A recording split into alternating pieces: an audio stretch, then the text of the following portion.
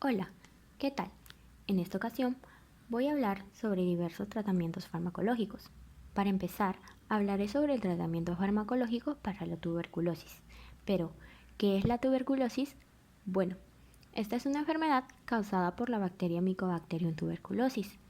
Estas bacterias, por lo general, atacan a los pulmones, pero también pueden atacar otras partes del cuerpo, como los riñones, la columna vertebral y el cerebro.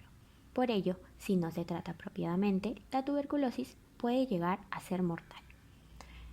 Pero, ¿cuáles son los fármacos más usados en el tratamiento de la tuberculosis? Bueno, estos son la isoniazida y la rifampicina, y sus efectos secundarios son: primero, de la isoniazida, los más frecuentes son malestar estomacal y diarrea, y de la rifampicina, los más frecuentes son decoloración temporal, color amarillo, rojo, anaranjado o marrón de la piel, dientes, saliva, orina, heces, sudor y lágrimas. También puede haber acidez, calambres estomacales, pérdida de apetito, náuseas, vómitos, diarrea y gases. Ahora, sobre las interacciones fármaco-alimento, la isoniazida y la rifampicina de clase 1 pueden verse afectadas por los alimentos, ya que estos reducen su absorción. Sin embargo, frente a molestias estomacales, se pueden consumir junto a los alimentos, pero estos deben ser tales como un poco de arroz o papa. Ahora, sobre la rifampicina de clase 1, esta puede verse afectada estructuralmente por el ácido clorhídrico, por lo que debe salir rápidamente del estómago. También sobre la rifampicina de clase 2, esta reduce la absorción de vitamina B12. Por ello, se debe suplementar la vitamina B12 en estos pacientes o también aumentar la ingesta de vitamina B12, es decir, con el consumo de alimentos ricos en vitamina B12. Ahora, sobre las recomendaciones nutricionales, los pacientes con tuberculosis deben optar por una alimentación saludable, rica en proteínas, carbohidratos complejos como la papa, el camote, el arroz, el trigo y los cereales, y grasas no saturadas como el aceite de maíz o soya. Además, se recomienda el consumo de frutas y verduras que aporten vitaminas y minerales al organismo. Y también la ingesta de cítricos debe ser 3 horas posteriores al consumo de medicamento, ya que inactivan el tratamiento. Ahora vamos a hablar sobre el tratamiento farmacológico de la hiperémesis gravídica. ¿Pero qué es la hiperémesis gravídica? Bueno, esta es la presencia de náuseas y vómitos intensos y persistentes durante el embarazo. Tal vez no lo sabían. ¿Y cuáles son los fármacos más utilizados? Bueno, son la doxilamina y la piridoxina, pero estos pueden causar efectos secundarios como la sequedad en la boca, la nariz y la garganta, somnolencia y dolores de cabeza. Sobre la doxilamina y las interacciones fármaco-alimento, bueno, estos pueden tomarse antes o después de las comidas, ya que no hay diferencias en su biodisponibilidad, es decir, que no se ve afectada por los alimentos. Pero no se debe consumir con alcohol, ya que el alcohol puede intensificar el efecto de este fármaco de una forma impredecible. Sobre las recomendaciones nutricionales, los pacientes con hiperémesis gravídica, mejor dicho, las pacientes deben evitar tomar líquidos durante las comidas, pero deben ingerirlos entre las mismas para evitar la deshidratación. Deben evitar condimentos, bebidas con gas, alcohol y drogas. Comer galletas secas, no saladas, antes de levantarse por las mañanas. Si pueden, deben desayunar en la cama antes de levantarse. Así se reducirá la sensación de náuseas. También deben beber infusiones de hierbabuena, menta o frambuesa. Pueden ingerir yogur, requesón o leche si se despiertan por la noche para orinar, es decir, si se despiertan frecuentemente.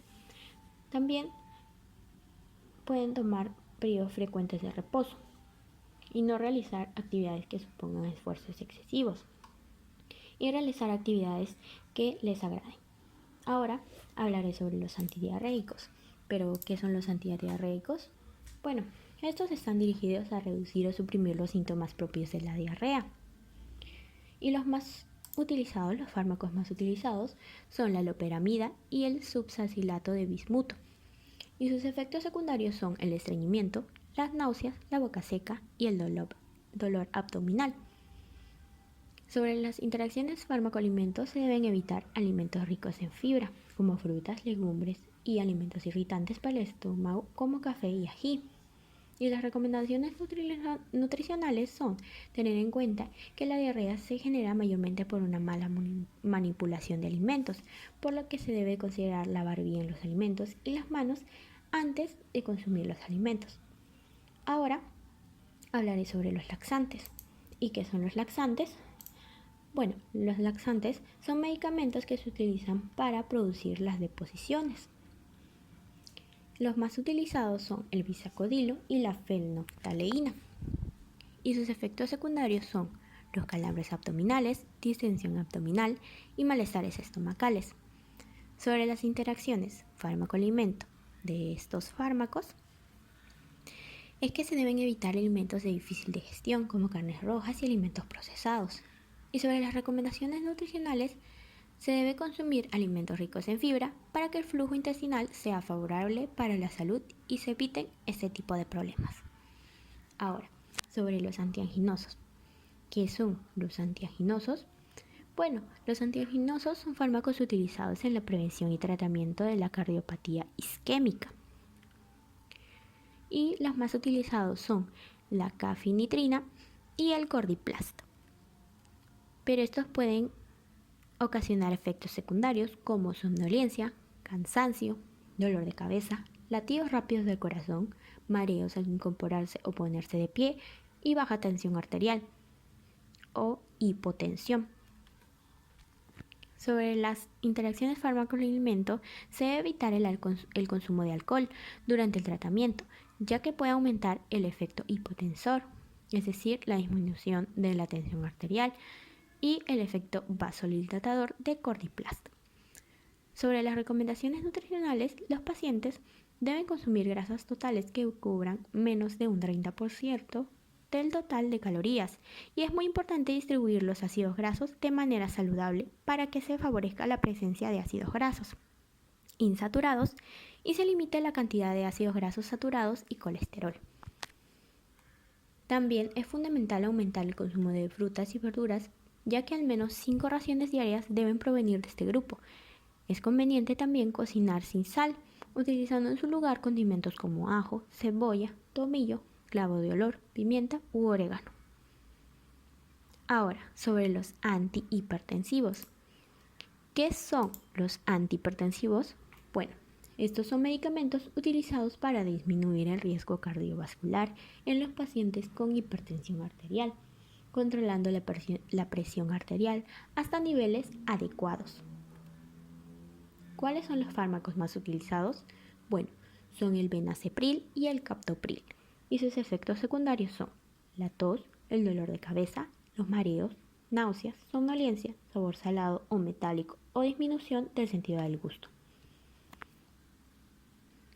Ahora, sobre las interacciones fármaco-alimento, el benacepril no es afectado por los alimentos, ya que su biodisponibilidad no se afecta.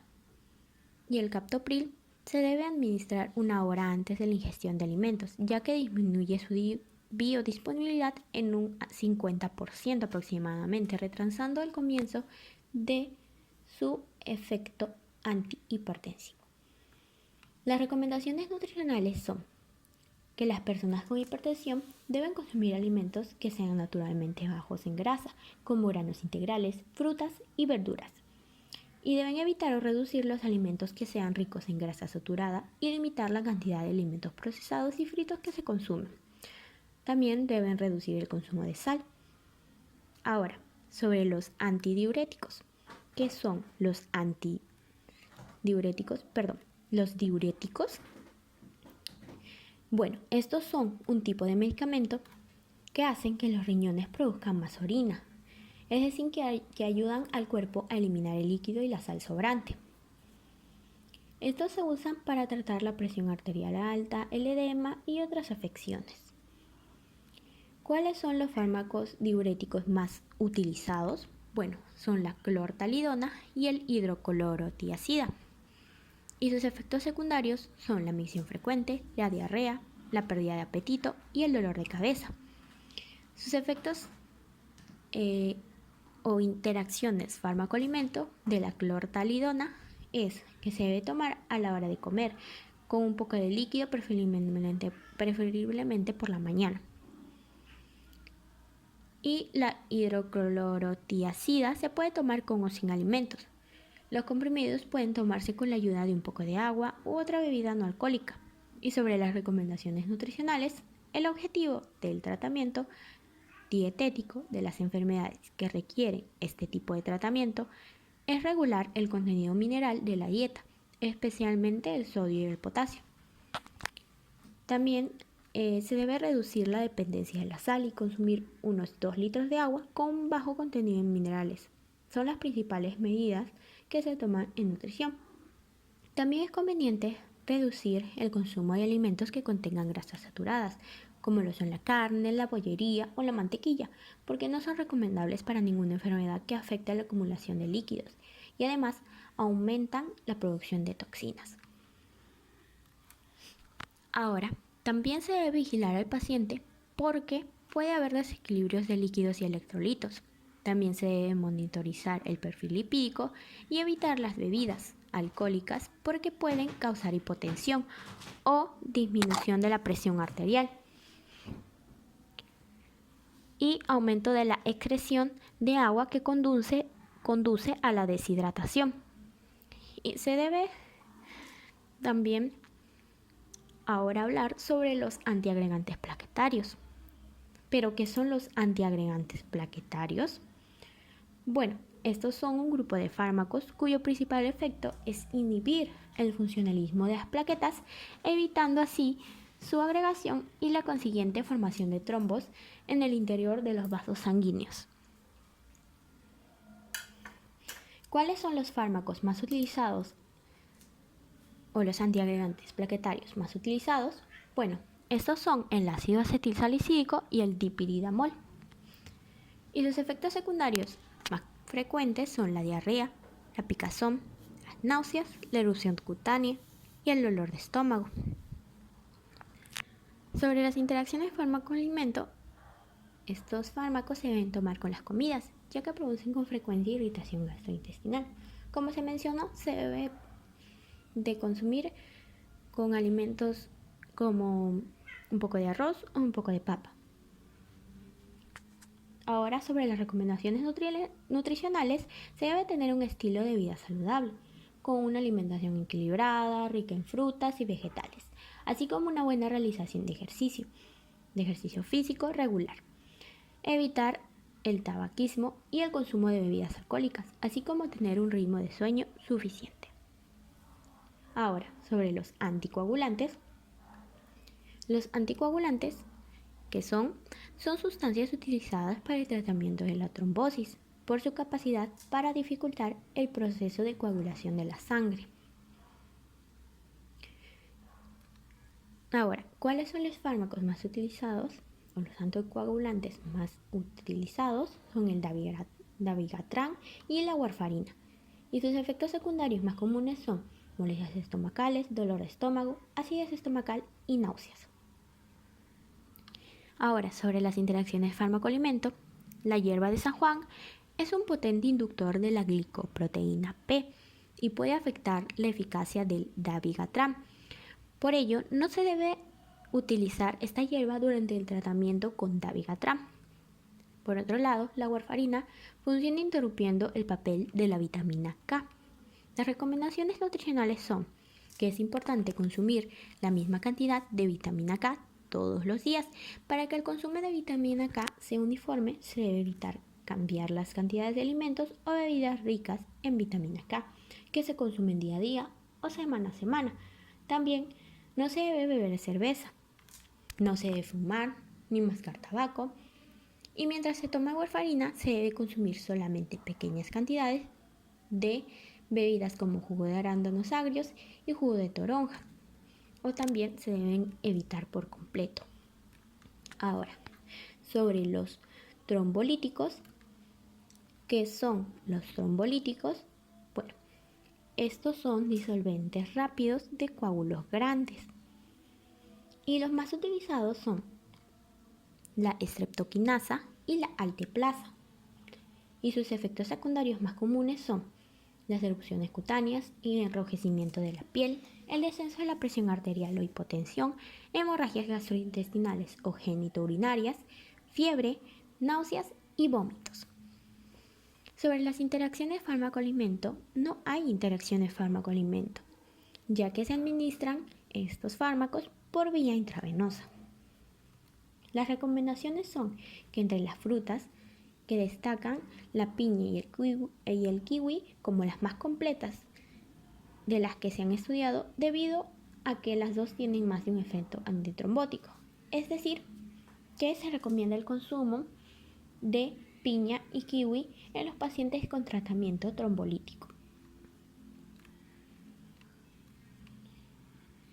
Ahora, sobre los coagulantes. ¿Qué son los coagulantes?